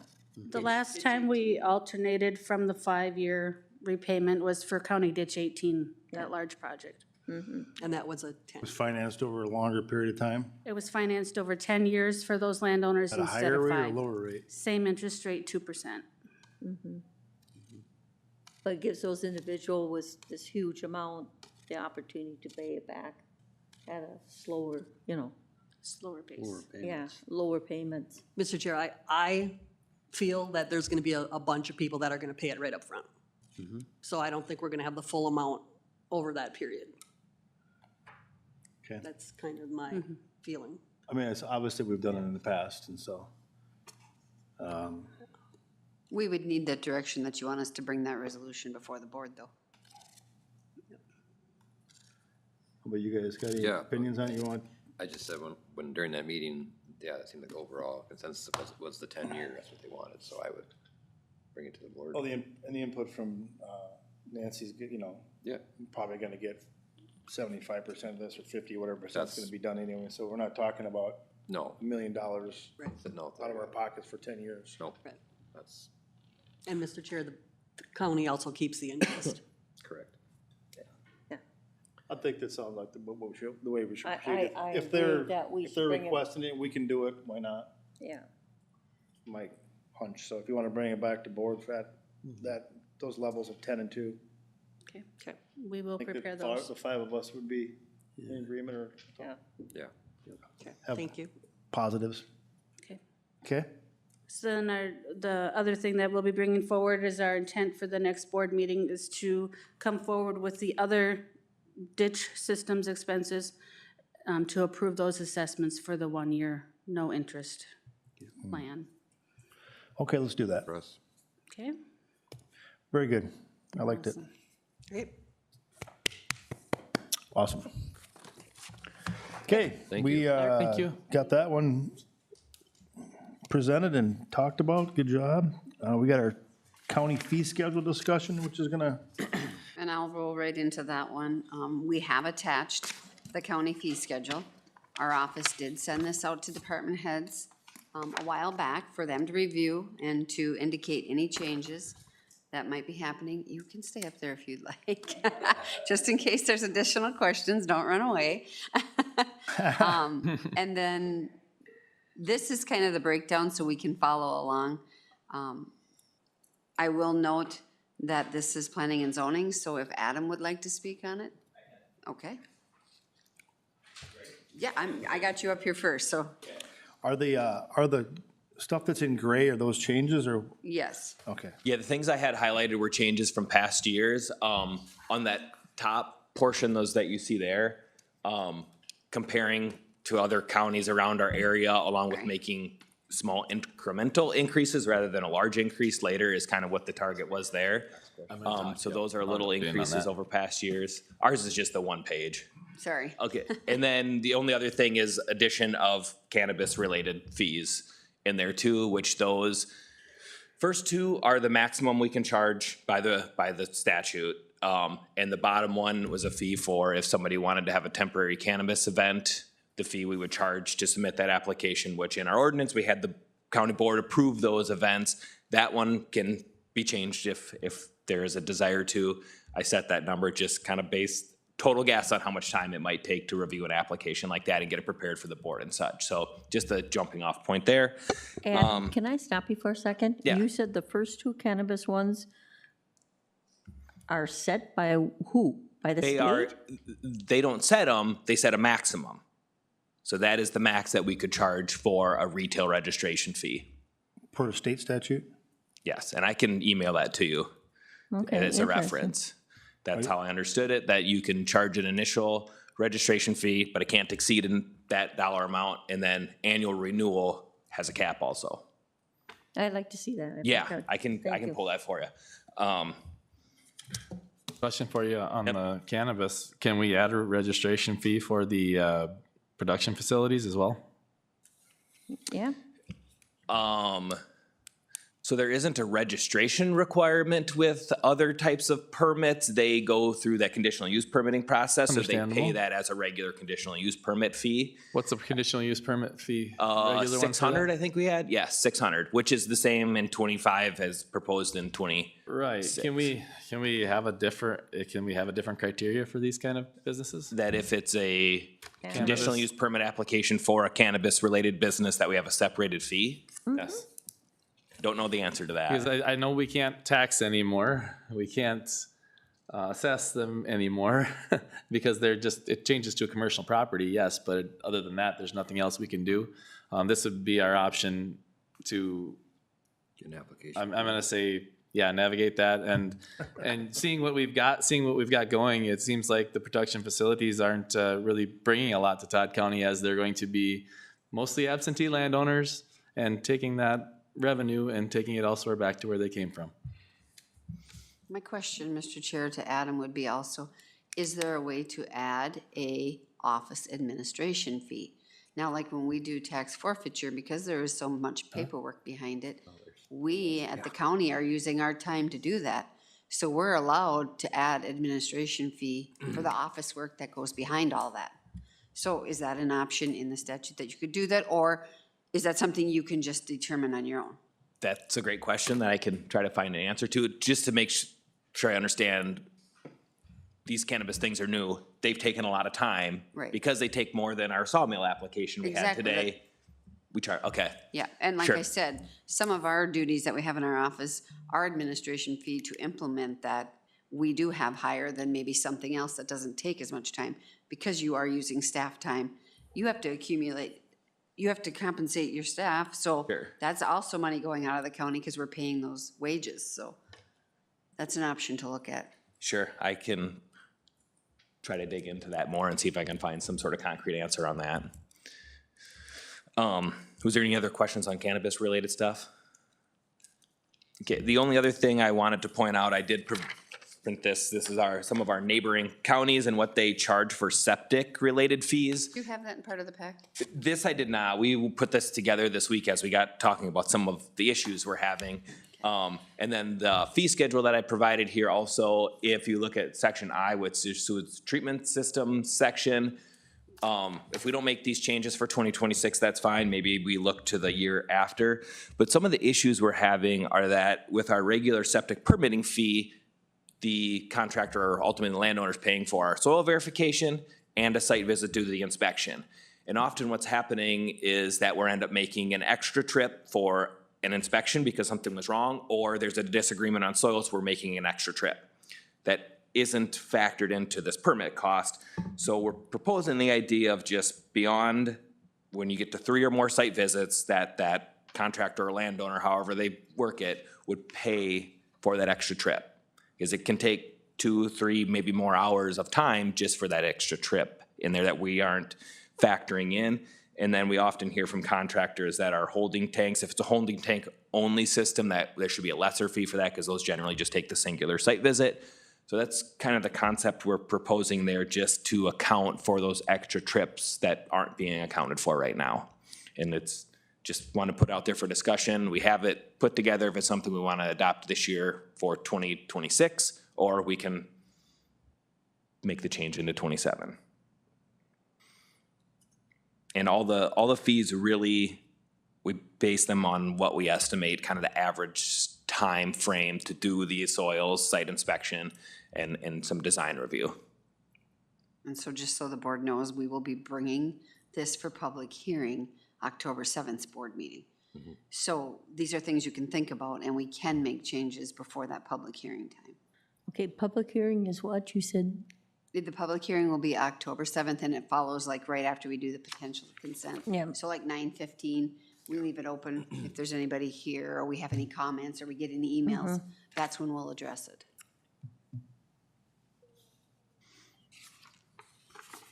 And then the intent on our roadmap, to piggyback off of that, Denise, is that we intend to bring for adoption the final schedule at the second meeting in October, so that it's ready for departments to use on November 1. So that would be October 21st, second meeting? I'm reading my calendar, right? That sounds about right. Yeah, 21st. So you're, okay. Yes, the 21st. And then just if that's all Adam has, I can go through the changes of the Yeah, other ones. if there was any feedback on that, if we think we should implement that, I mean, we're ready to go with it from our side. If you guys are comfortable with that, or we can wait. It just feels like there's a lot of extra trips happening that aren't being paid for in that permitting process. Okay, is cannabis commercial or ag? Commercial. From what standpoint, I guess, from a taxation? It's commercial, correct?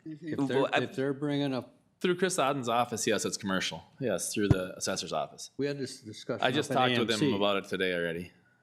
It's commercial. So it is commercial, From a Yes. taxation point? Yes. yeah. I guess that would be my understanding. Yes, Mr. Chair, and working with Chris Odden, he has classifications that he has to follow for assessment codes per what type of property it is. And so these cannabis parcels, whether it was ag or a small residential area, he is now converting that, once they make the application that they are cannabis, he's putting that as a commercial, is my understanding. So do we allow spot zoning in Todd County? Well, we gotta separate taxation And zone, it's separate, that's from separate. zoning. Separate subjects. Those are separate things, though. Yeah, because we Yeah. dealt with the guy, the winery guy. Yes. Right, yep, so there's zoning districts where like commercial zones would allow it, but there are some things that would be allowed in the ag zones, but that would be a separate determination from Chris's side on how to tax that. Exactly. Regardless of what zoning district it's in from the tax classification. He has to he has to put his assessment code as per use of the property. Yeah. You know, if it's a Right. residential house that's there, it's gonna be a residential code. Okay, my question to you, Adam, is the conditional use permits, and that's what we're going through right now with these cannabis coming in. Is there any way we can use conditional use and increase that for cannabis? Well, Because that's it what takes I'm so gonna much get time answers to to. work on these cannabis ones. Look into, he said. Yeah, that's Yep. something I gotta get an And answer to. also, can we Separate. add a yearly registration fee for those facilities? Can we add that? I mean, as a county, can we Yeah. add that as a requirement, your yearly registration fee, so we know they're actually using it or not? Because if they get a CUP, whether they use it or not, The the CUP CUP stays goes with with the it. land. Exactly. Yeah. So I would like to see a yearly registration as well, so We you know know if they're who's using it and there. they're actually, Yeah. Yeah. Because in his cannabis, he does have 2 for annual retail registration fee. right, but for So, annual producer. right, Ag and exactly. production and. Okay, interesting. Where we can. No, I agree. Yeah, I know. What about At the, AMC policy, they did have OC, Office of Cannabis Management was there, and I think they would be able to help us with those questions, Adam, because, I mean, we were destined to get 20% of gross receipts on cannabis businesses. That was earmarked for counties, and the state legislation repealed that last year. Yeah. So now they're charging 15% and they're keeping the money. So I think looking for other ways for us to recoup is a good idea of that, because we lost out on Well, that. you know, it's our fault the state can't get their shit together, right? I mean, that's just the way it is. I mean, and it's gonna cost the county more. Yeah. I mean, look at the sheriff's office is what, it'll cost us more, but they'll take they'll get their greedy hands on it and Yeah. take some of it away from us, I guarantee you that. They're looking for money everywhere. the state, yeah, Yeah. okay. What about the septic? Anybody got anything on the septic there that we think we should, extra trips? I'm fine with Adam, the way they got Yeah, I like proposed. I that. mean, if they know best what they need. and All right, yeah. If that covers you, So what I will submit for the public hearing is this updated version to review. Okay, Yep. awesome. Yeah, Adam, if you can get that over to us, I'll get that also out on the web posting as well for anybody Yeah. reviewing that on our web server. I will send it to you today. Thank you. And I'll clean up all the highlights and stuff like that. And I too. agree with the septic too, it doesn't make, if you're putting a tank in, it's a not deal versus if you're making 4 or 5 trips. Yeah. It's just- Yeah, and same with another thing is when homeowners have the right to install their own system, they have to have it designed, but they take a little more babysitting sometimes, so there is more trips to that. So rather than make it complicated, some counties charge just double the regular fee. If it's a homeowner install, we'll just charge per site visit Per site in that visit. case. Yeah. Yeah, Yeah. okay. Live with it, I guess. All right, thank you. All right, thank Adam. you. Thanks, Julie. Thanks, Julian. Okay, and then if we move on to the regular fee schedule, if you're looking at it, I'll try to blow it up because I know it's small. Just some things I want to notate that were changes if you were not aware, and I'm sorry, I thought this was highlighted on this, but it's not. So if you're looking in the first general county category, the county attorney did increase the fraud services. It was $100 an hour, and he's proposing $130. Probate services through Todd County HHS, these both were. The new proposal is $1,500 per case. Auditor treasurer's publication cost, we were only charging $25 per parcel, and when I was at my auditor treasurer's conference, that came up. Again, this is reflecting administration as we have to do the work, and I was really surprised that some counties were 100, 150, and I'm sitting there answering, we're $25. And so we thought for this first year, so we wouldn't go excessively, we just proposed the $50 per parcel. But we were the lowest in the county, or in the state. If you're looking at the recorder's office, I'm sorry, I should be moving this along as we go. That was the only changes for my office. Let me get down to recorders. Her proposal changes were marriage license for a regular one was 115. She's proposing 125, which is set by Minnesota statute. And marriage license reduced, and that's if you're taking the course before marriage, was 40, and they're proposing 50. Again, that's set by Minnesota statute. Ordination, ordination, I can't say it, to be ordinated, to do marriages. The filing fee was 20. She's proposing 40, which will match neighboring counties. Well, disclosure certificate was 50. She's proposing 54, and then again, that is also set by statute. And then judicial real estate property notification proposed was $75 per parcel, and this is set by statute, and that goes into effect 1/1/26. This judicial thing is the keeping people's addresses off a public record.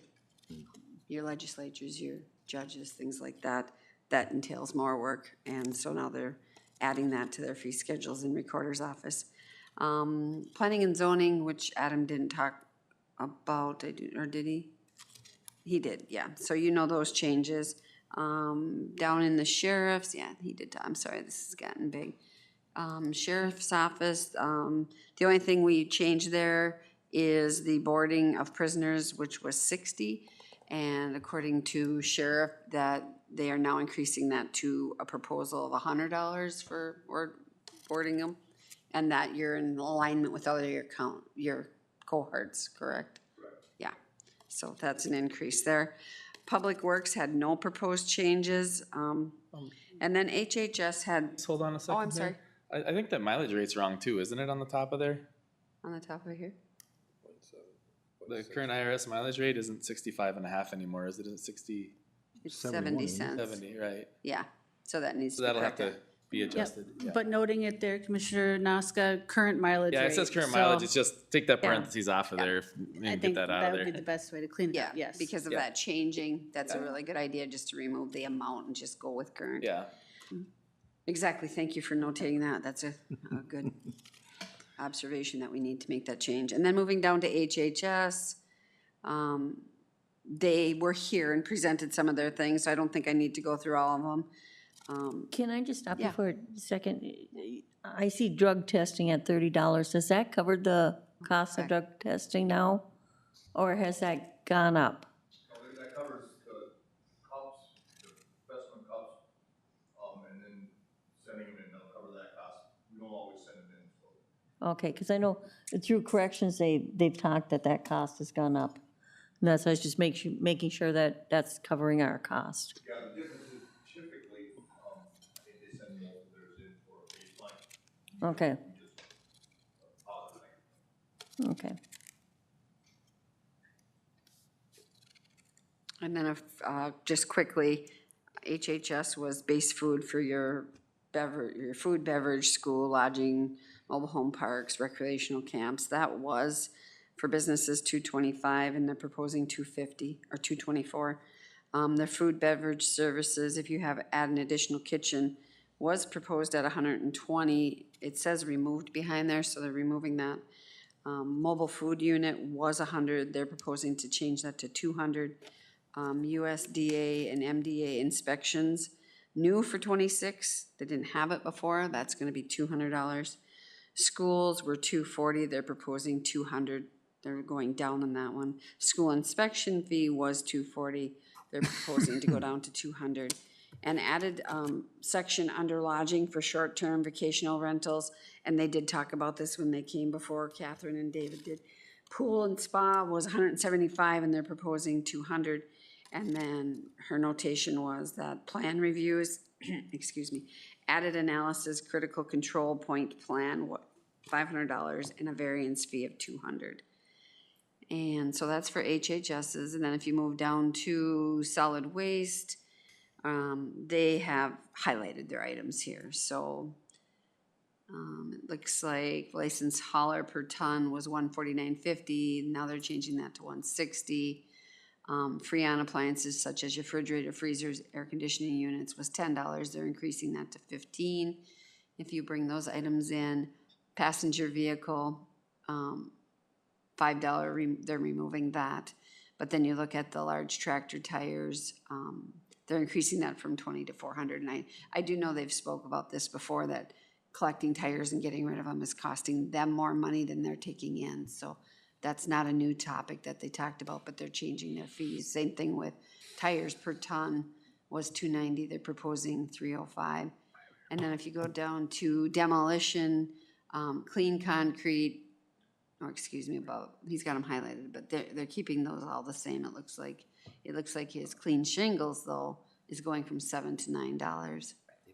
And more charges down here. Old out of county recyclable processing per ton was $120, is going to $130. That plastic film collection, they weren't charging before, now they're charging $35, and unsecured load fee of $25. So that's the notations I have for changes that we received from department heads that will be on the hearing, so people will be aware of it. We'll have it posted. And then, of course, Adam's changes he brought in, he added to what I was presenting today. So, Mr. Chair? Yeah. The Parks and Trails Board would like to request $100 fee to rent the pavilion. If we can add that. We can add it, that's a discussion we really need to have, because we have no direction. We've talked about it at several meetings, is how I want to say this, but there's nothing in writing. Like, Mitch is doing the overseeing of all the work out there.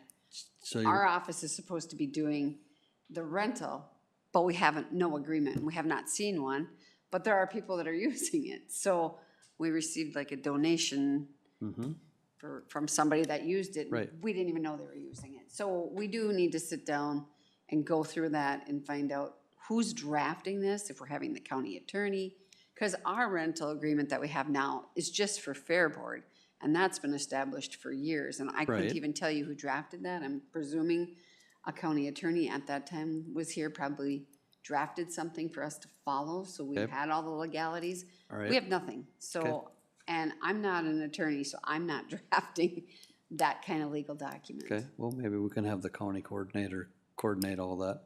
So we need some direction on that, because if I'm supposed to be having these people come to my office and sign an agreement, I don't have one. And Okay. so we will add the $100 to use the park, but then we need to establish what are they using, like in our fairgrounds. Is it the bathrooms? Are they just using down by the shore? Is it the back part where it's the? Well, it's just gonna be a pavilion with electricity. Okay, so then that's the things we need to talk about, because Right. are we in charge of billing the electricity like we do at the fairgrounds? Yep. Okay. So it'd So- be. the So right now, pavilion I'm with just gonna add electricity. $100 fee for rental of pavilion. And then we'll need to get together and discuss who's writing this up and how deep we're going with charges. Does that make sense to everybody? Well, how does that work like for insurance on that one too? Or, I mean, do we have to, is that gotta get that far in depth or no, or just? That's the questions we have, because you Okay. have a park board out there. Right. They're their own entity, and the county board is their own entity. So how does this merge, work together? I guess if you're having a wedding or whatever, if you rented a building, then usually, in the past, like, our homeowner's insurance would cover Yeah, I us, just don't, but you would have to give that, on file or whatever. Well, I just- we file do that, collect you know, liability if someone insurances would- for the fairgrounds. Yes, I mean, the fairgrounds puts their insurance Right. up. I just don't know if. yeah, that's the- something you're gonna What have to. size kicks that in? I don't know. Is it- Exactly, Is it so- a birthday party for a 10-year-old or is it a huge wedding? That's. That's Just the question. things we need to discuss in the agreement, or the contract needs to state all that, like our Fair Board one says, you need to put a deposit down. Well, we have nothing about a deposit here. Yeah. You know, it lists who's in charge of utilities and what areas you're actually renting. I was just So, curious. Okay, for now, we can add $100 pavilion rental fee, but what I'm saying is that's a further discussion Yes. I that understand. maybe Yep. fees we'll have to figure out for moving forward. Tell the park board to come here. Denise, do we have any other pavilions that we're renting in any other locations across the county, or any other structures like, other than the Just fair? fairgrounds. Okay, Yep. so, okay. And I guess that's probably all we have today. If you have any questions, or if you see any changes throughout this, you know, just please let us know, and we'll be happy to make those changes, but we'd need to get them so that when we put it out on the web, it's available for people to see and actually have comments or questions. And we've never in the past, but, you know, you might have that possibility, or somebody calls in and asks, or you might get an email, or you might have somebody present, but it's typically not something that's happened in the past. And that's all I have today on that, if you have any questions. yeah, I got another question. I see under L, under other fees, the non-compliance fee, $1,000, and is that working or not? Have you heard anything from John? I have not. I posed that question 2 to 3 weeks ago and had not had an answer yet. Okay, I'm awaiting patiently answer as to how the process is going with the, you know, yeah. Those top 15 or 20 offenders, or whatever you want, I don't know if offender's the right word, but people that are out of compliance, non-compliance.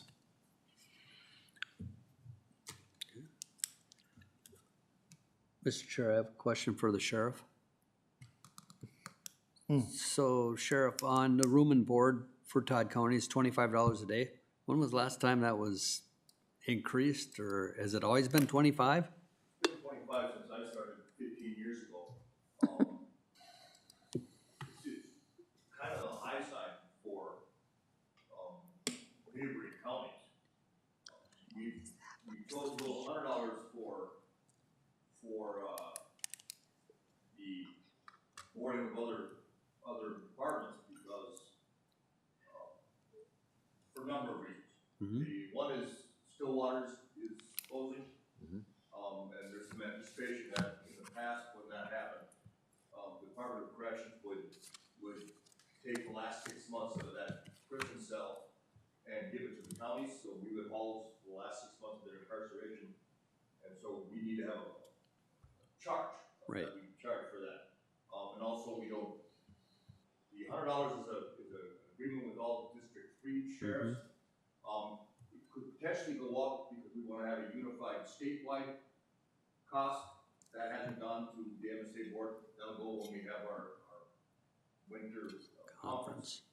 But for right now, the District 3 sheriffs have all agreed to $100 because, as you know, and Commissioner Newman and I have talked about this in the past, the liability of us holding other inmates in our facility is significant.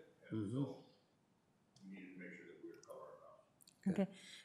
Did you, question with Randy's too, that $25 a day for room and board, who pays that?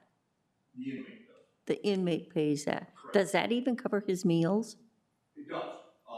It would just barely cover the meals, Fairly does, correct. but not the air conditioning, right? No, I mean, it'll cover the meals and keeping them closed, doing their laundry. Other than that, it's not. No, like a it's, proposition. I seen that the other day. So what's our neighboring counties charging? They're all about the same, 20, Okay. 25, some don't charge. What we do is, yeah. when we charge, if that bill isn't paid, we go to the revenue capture program, try to get funding, from that, where if they ever do get a job, we can collect on taxes, but, it's a, Okay, thank you. Yeah, thank you, yes. Wow. Crime don't pay. No, Mr. Chair, there was People one other have. thing I wanted to mention on the fee schedule. And we just noticed it when Solid Waste Department sent this to us. Last year already, they had changed this parcel fee from 54 to 58. And honestly, I was never notified. So taxes went out last year at $54, and then I just want you to know that they did increase that to 58. Now, I don't know if that's something they should be bringing before the board or not, but it is on here, just so you know that. So when I do taxes this year, I will be putting solid waste as $58. So technically, taxpayers got a $4 break last year. That was an error. I guess I was not notified of that increase already last year, but in seeing this year, that will be changed. is it something they usually brought in front of the board for us to approve, or? Well, It was. a discussion item, just so you were aware of it, is my understanding. I don't know that it needed a board action, but it was a discussion. Do we have to get an approval for 58? I don't know. What is the past, Jolene? What was past practice? Past practice on this is years ago, this would come as a separate action at the end of the year to set those rates. Within the last couple years now, their rates have been incorporated as part of the fee schedule process with that public hearing to avoid the additional public hearing costs.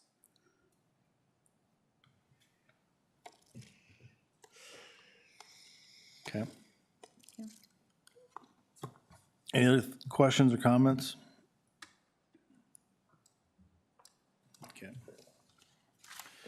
Hearing no other questions or comments, we'll be ready for October 7th, is that the date?